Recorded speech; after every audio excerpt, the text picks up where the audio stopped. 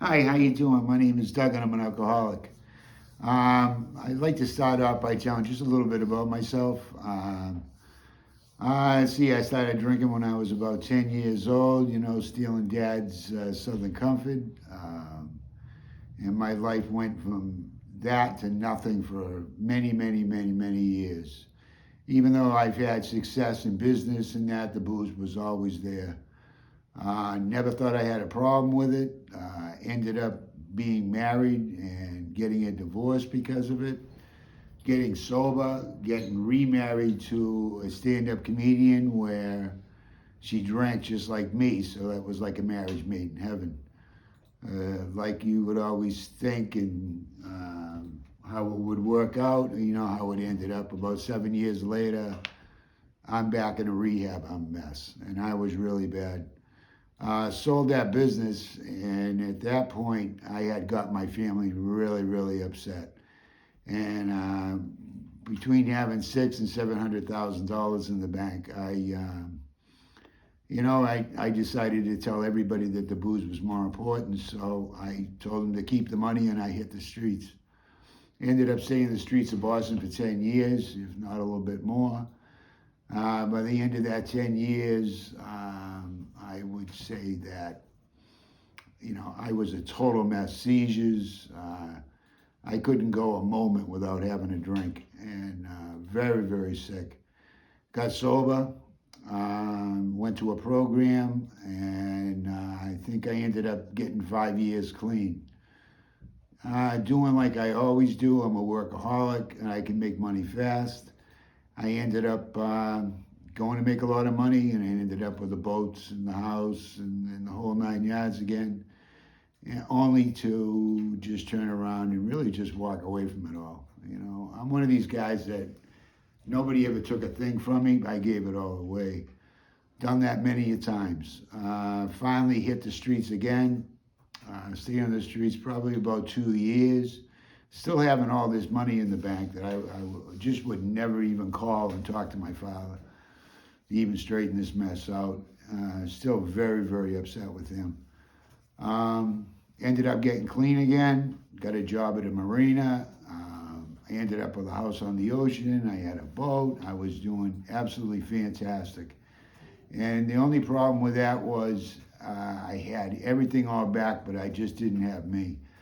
And I was just really a dry drunk. Even though I wouldn't show it, I really was. I was miserable. No matter what I did, I had built a beautiful boat. I just did not enjoy it because I could never understand there's something missing. And it was the booze. And finally, I convinced myself to go back drinking again, only to find out that my tolerance for booze had ended. And I ended up really just ending up into a rehab right away. And I had gone through halfway houses and that in Boston, and I just hated the city. I grew up as a country boy in Canada, and I just, I could never get adjusted to it, even being on the streets for 10 years there. Decided to tell them that, listen, I got to get the hell out of the city and go somewhere else. Like, get me into the country or something, or forget it. And, if they said no, I was just going back to the streets where I was. And they ended up sending me to a place called North Cottage, and where I got sober, and I had, went through a program there where I really, really got it this time. And I thought, I had an unbelievable counselor. I had met a guy there that was kind of like God to me. And you know what I mean? For 7 years, we kind of like ran together. We did the meetings together. He was my sponsor and the whole 9 yards. And in between all of that, in the 7 years, I got everything back. And I got it back really big this time.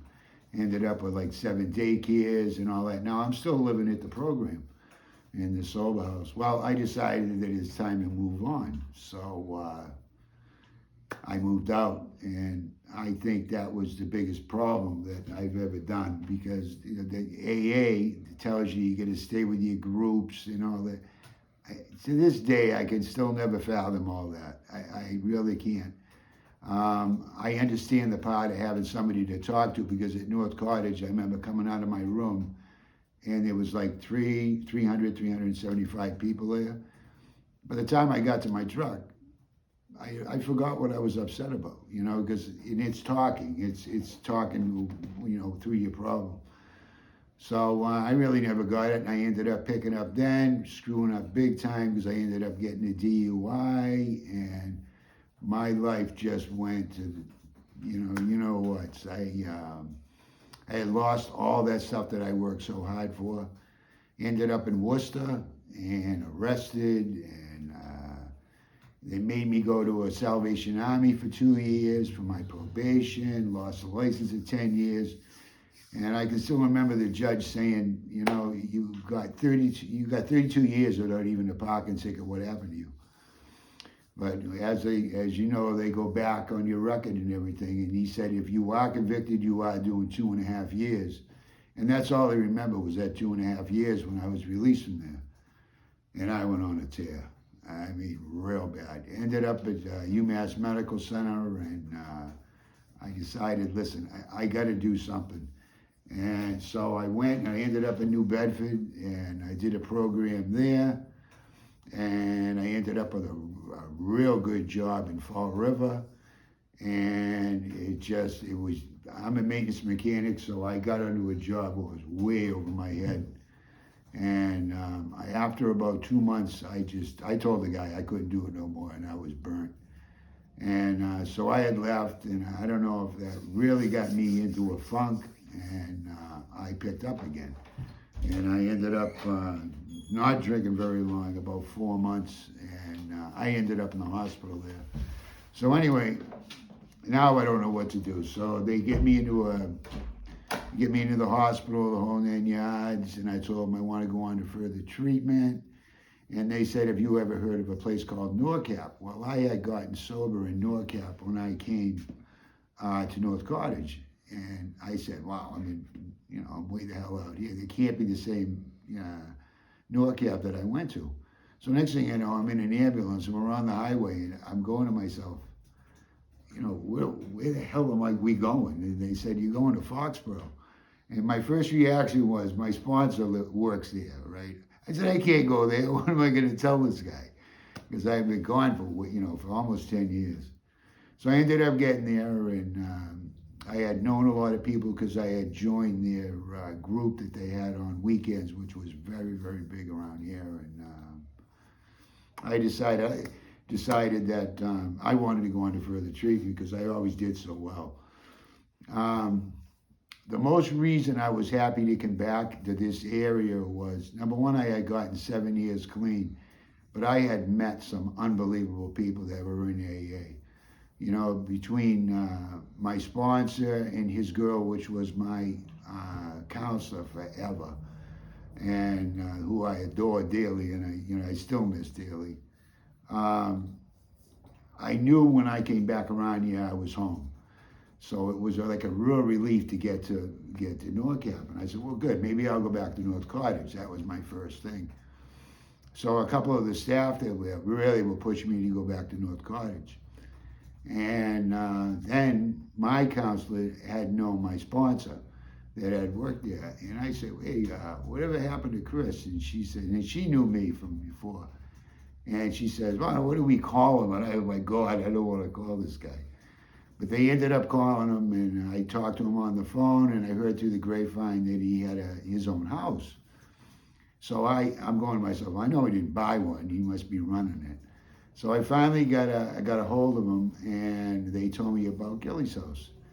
And so I said, I think this might be cool, but I knew they didn't take anybody from detox. So I finally got on the phone with Chris, and we kind of talked for a little bit, a little bit of a crying section there. But I was so happy to see them both. And I really did. I can honestly say I felt like I was home.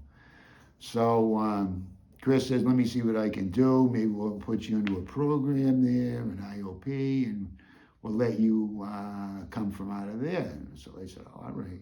So I had no idea what Rentham was. I didn't have a clue. And so finally, I think I was there for a month, maybe almost 2 months, and my day came where I was going to be moving on. So I had no idea what I was getting myself involved in. The only thing that I knew is that I didn't drive, and that this place was in the middle of the woods. How am I going to work and all that? And I said, I'm just going to have to deal with it. And so I have. And, I'm working on almost 3 years clean now, which I'm very, very proud of myself. And I give it all to this house. I mean, the people that own it are just ace to me. And it has been since day one. The staff is unbelievable, and the reason I'm saying that, I'm one of them now. So I guess I get to talk good about myself. But I had the honor of getting a job here after about 2 years, and I've been working here ever since. I'm still here. I had plans of taking off. I had done really well the first year and got money in the bank. And I think this is a very, very important thing to end this with, is that I had to stop and think and not be that runner that I always am, because I always take the money and go. And I had the money for a trailer, I had a job up there, I had everything going. And I think, that's when I was offered the job here. And I finally sat back with myself, and it's probably the first time I've ever done this, and said, you are where you belong. And just stay put. So I know the best thing to say about Gilly's house is that, the people are loving, they'll do anything for you. And, you know what I mean? I feel just at home. And like I said, I talk my Grace North Cottage, but this place is unbelievable. I mean, it really is. We got 20 guys in this house, and it's all pretty close net. We all get along really well, and it's just a great place to be. It's like a country club without the pool. So that's it for me.